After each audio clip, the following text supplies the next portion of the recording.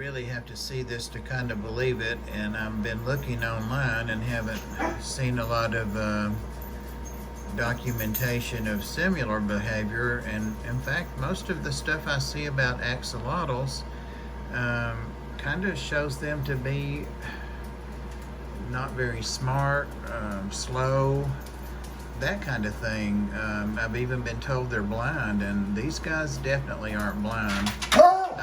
Daniel, stop. They,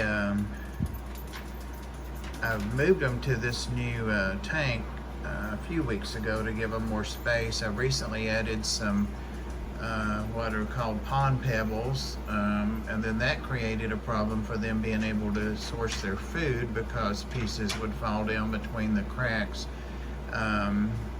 So two things I'm doing to help with that. I have some fish being overnighted from Dan's Fish, a dragon puffer, some of the hill trouts, 6 of those I think. They're going to go in the 180. And then I have 2 of the giant Dania, giant Couliot loaches.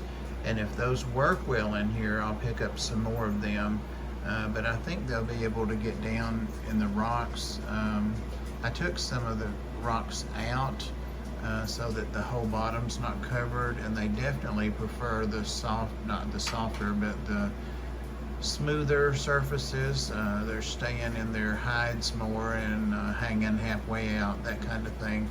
The other thing I did was add a food bowl, and it's just like a food water bowl. You see, Daniel, that's twice I've asked you. Food bowl, and you see what they're doing. They're looking right at me. They know it's time to eat. How they know, I don't know, unless they see me moving around the room, feeding the 12 other tanks in here. That's the female in front. That's the male there beside her. I'm starting to get a little algae in here. So far, all of their fish are still there. But I did put some omnivore pellets and some diced up giant krill in here in this bowl earlier, just a few pieces of each. I never overfeed them. And they cleaned it out, and one pellet had fallen behind here and I didn't know it, and they worked and worked till they were able to siphon it up. But they love this bowl, so I've talked for 3 minutes. So now I'm going to put in some bloodworms and some small granular food. So here I come down. Most of it probably, and see, they met me. These guys aren't blind. Not afraid of that. Oop, I said that too soon.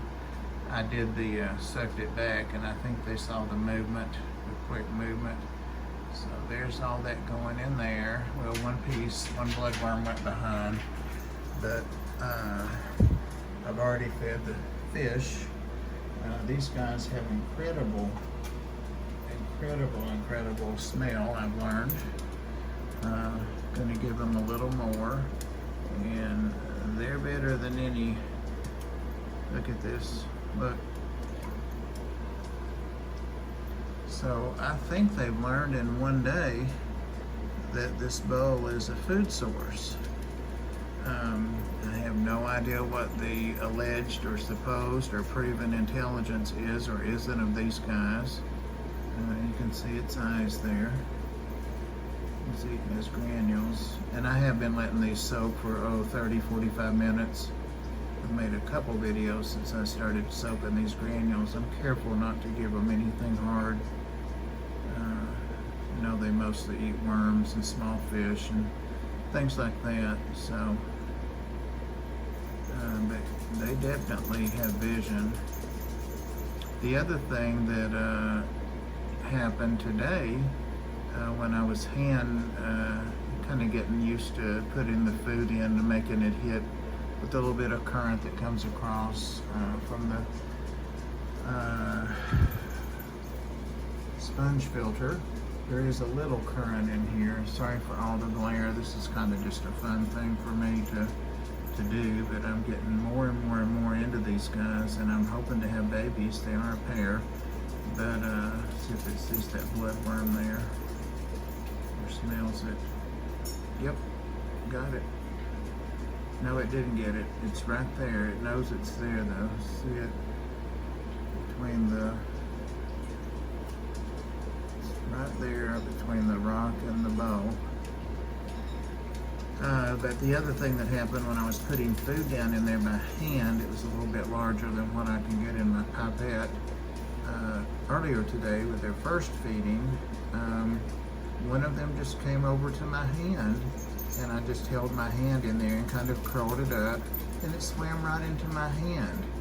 And I was thinking about Susie Q on Q Aquatics, how she was talking about how soft hers were, just as a meander like I'm prone to do, and she was talking about that, and that she would never touch them to disturb their slime coat and stuff. So I thought, well, if it touches me, is that okay? I mean, they touch everything in here and they're fine. So I just left my hand there, and it went out of my hand, came back in my hand. It was the male that did that. And it did that maybe a minute and just rested in my hand. So I don't know, the more I keep these guys and the more I interact with them, the more they surprise me. I'm really surprised that they're not going over there and getting food out of the bowl, because they spent a good 2 hours this morning going, there he comes back. There he comes back. That's the male there, obviously. But they were like doing barrel rolls, and I don't know if the structure and smoothness of the bowl, the shape of it, caused them to do that, but I mean, they seemed to be delighted to have that bowl and associate it with food, and it was almost as if they were asking for food. And you saw how they were when we started, and I feed them pretty much the same time, usually 11, 12 o'clock, sometimes a little later at night, but they definitely, have learned the feeding times simply by watching me, I'm sure. They always would be at the top of their tank too when I had them in just a 10-gallon when they were growing up. They're still growing, but they used to be at the corner at the top.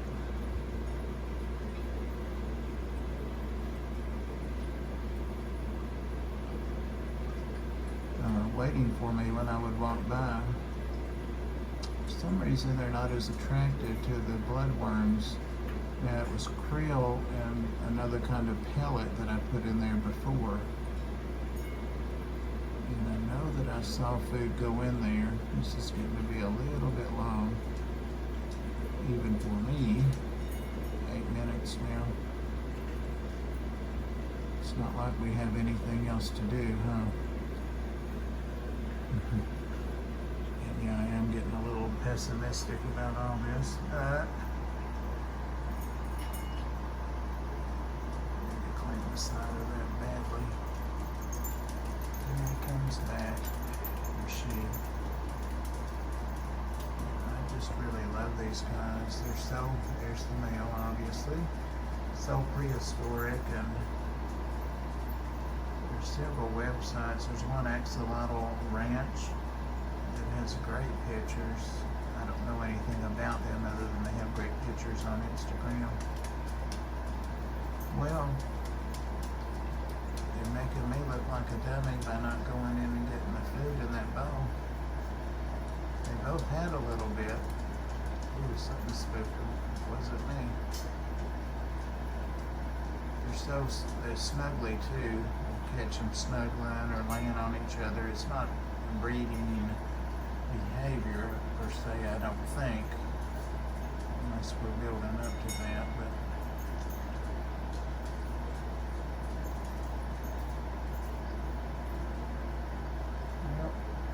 there we go. There's your bow. Look at that, hanging onto the little side with the little hands, the little feet. And it's just like, there it is.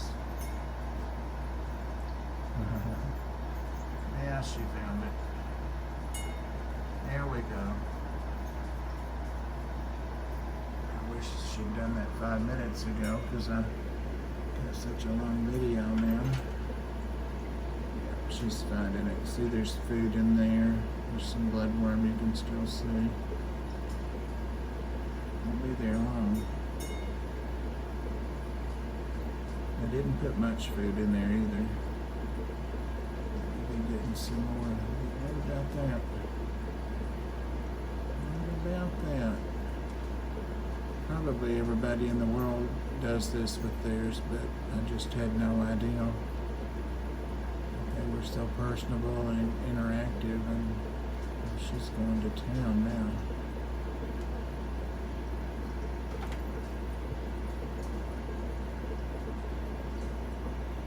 They're very much in tune with what each other does and where the other one's at, and there's the male.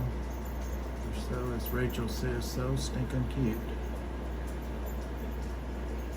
They did not feel slimy at all. This guy didn't when he was resting in my hand. And when he finally stopped doing that, and I took my hand out, my hand wasn't slimy like a fish, or it didn't smell any odor at all. So I don't know if they have a true slime coat. They have skin and not scales, so lots of stuff to research about these guys. I just love their little feet.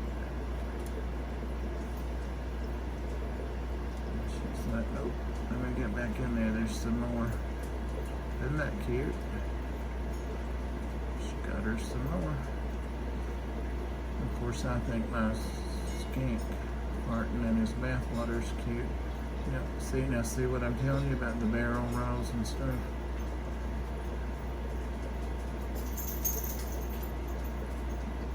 I see you too. Alright guys, it's been over 12 minutes and I doubt one single person would be watching this. I wouldn't. But I'm just really amused by and fascinated by these guys. They're pretty cool.